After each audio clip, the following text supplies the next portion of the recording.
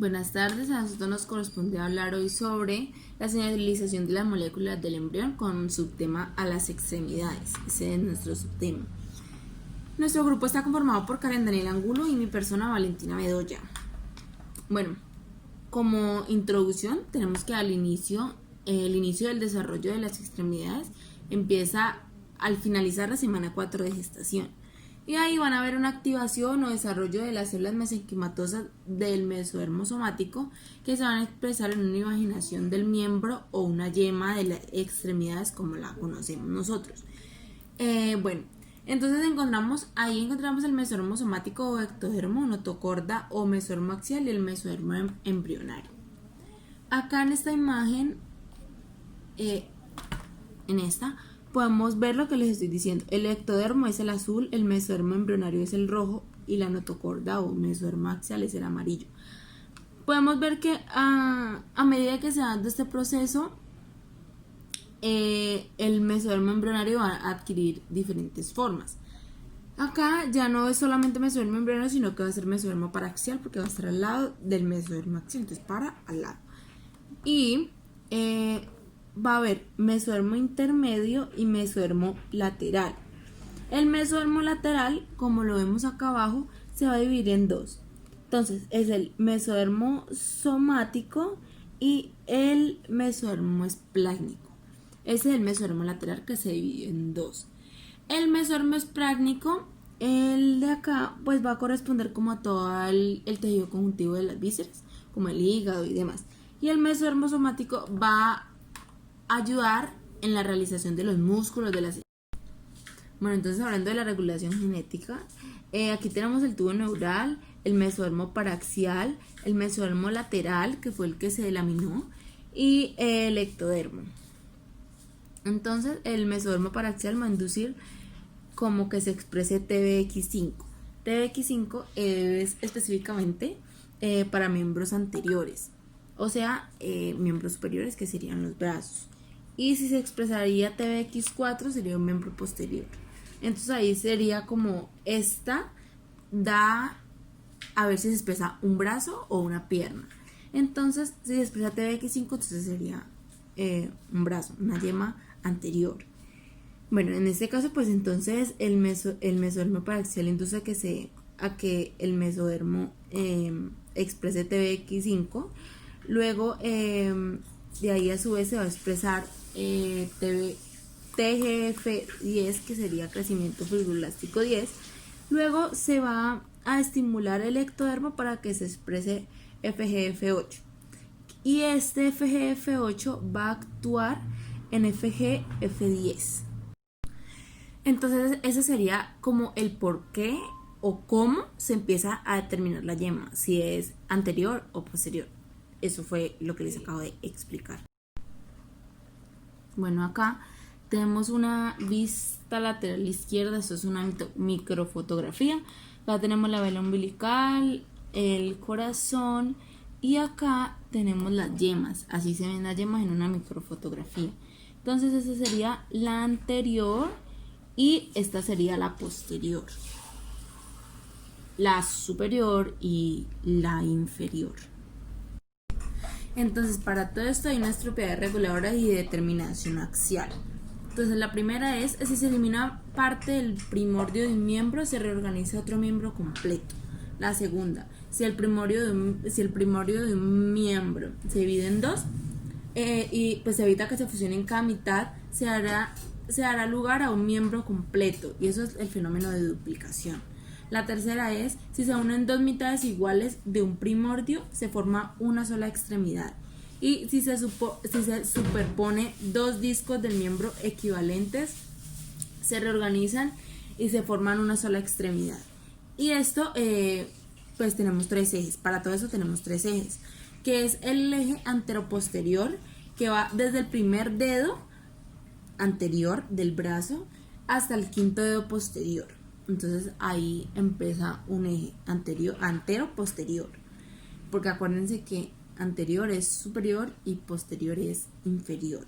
El segundo eje es dorso ventral, que son las palmas y las plantas de los pies y pues de las manos. Y el eje próximo distal es de la base del miembro hasta la punta de los dedos. Bueno, hablando de la cresta ectodérmica apical, que es esta que está acá, encima de la lineecita verde, se puede notar como una protuberancia. Esa es la cresta, esa es la cea.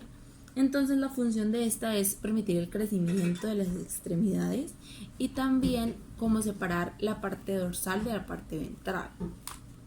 Entonces pues esas serían como las dos funciones de la cresta ectodérmica apical. También el ectodermo dorsal pues expresa radical fringe para la parte dorsal y engrail 1 para la parte ventral. Entonces esto lo que hace es diferenciar las dos partes, porque si ustedes ven pues la parte dorsal es diferente de la parte ventral. Entonces esas son como factores de transcripción. Esos son factores de transcripción que promueven pues la parte dorsal y la parte ventral, pues la diferencia, porque pues si vemos pues es diferente. Entonces pues como que no se va a formar una parte dorsal en una ventral ni una ventral en una dorsal. Entonces eso es. Bueno, esta imagen ya la habíamos pasado, pero acá tenemos otros factores de crecimiento fibroblástico que pues vamos a hablar de ellos. Entonces pues bueno, acá tenemos el mesodermo paraxial. Entonces acá tenemos TBX5 que se expresa en el mesodermo paraxial. Entonces TBX5 es un miembro anterior, o sea un miembro superior, y pues se va a expresar FGF10, crecimiento fibroblástico 10, y el ectodermo va a expresar FGF8. Luego pero no solamente va a expresar FGF8, sino que va a expresar FGF4, FGF9 y FGF17, que van a ayudar al crecimiento de las extremidades también, pues como que se ve de una forma más rápida y óptima. Hablando de la yema inicial, entonces pues aquí tenemos el tubo neural, la cresta neural, el somita, y bueno, entonces vamos a ver que los derivados de distintos lugares. Entonces bueno, el tubo neural está los axones motores del tubo neural. En la cresta neural, pero acá también están las células de Schwann, los nervios sensoriales y los melanocitos, también se derivan del tubo neural. Entonces la cresta neural pues están las células pigmentarias de la cresta neural.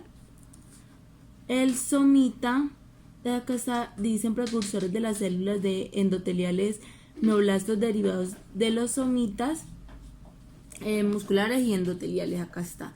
Y del mesodermo de la placa lateral, que es el que vimos que se dividió en dos, está el mesodermo lateral y también el esqueleto del tejido conjuntivo de los vasos sanguíneos. Acá esos son pues lo que sería de los diferentes lugares. Bueno, entonces, hablando de la morfogénesis de la extremidad, pues sería que interacciones entre mesodermo y ectodermo. Y este promueve la mitosis del mesodermo, pero inhibe su diferenciación. O sea, promueve que crezcan, pero que no se diferencien en huesos o no se diferencien, solamente que crezcan. Y la zona de actividad polarizante, que sería SAP. SAP es centro de transmisiones de señales a lo largo del eje anteroposterior. Ese sería SAP. Entonces esta expresa Sonic Hedgehog SHH. Entonces ese secreta pues SHH y organiza los tejidos del eje anteroposterior. Entonces va a mantener la estructura y función de la cea, que fue la que hablamos anteriormente. Y pues sería importante porque en esta zona de actividad polarizante es como que se mantiene la cresta ectodérmica, apical, y se detiene el crecimiento del miembro. Entonces por eso pues sería importante SAP. Y SHH induce la expresión de Gremlin, que inhibe a BMP2 y esta inhibe a FGF4, que lo habíamos hablado también anteriormente en la CEA. Entonces, ¿qué es BMP2? Es una proteína de morfogénesis ósea Y FGF4 pues es factor de crecimiento fibroblástico 4. La zona activa polarizante ZPA lo que va a hacer es que va a ser el centro de transmisión de señales a lo largo del eje anteroposterior. El SHH va a organizar los tejidos a lo largo del eje y va a mantener la estructura en la función de la cresta ectodérmica apical.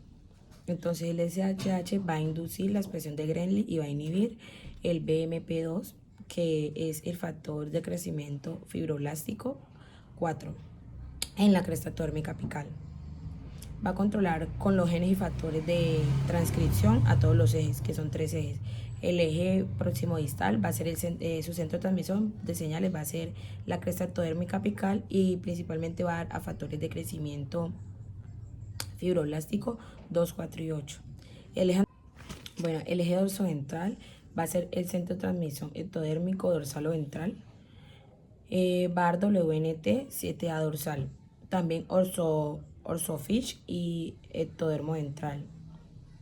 Los genes de host que van a hacer van a definir la parte del eje anteroposterior, desde la parte anterior hasta la posterior, que va a ser 9, 10, 11, 12 y 13, que son los 5 dedos. Cada una de las falanges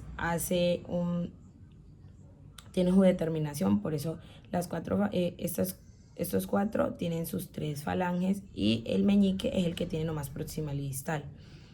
Entonces se va a explicar de antero a posterior.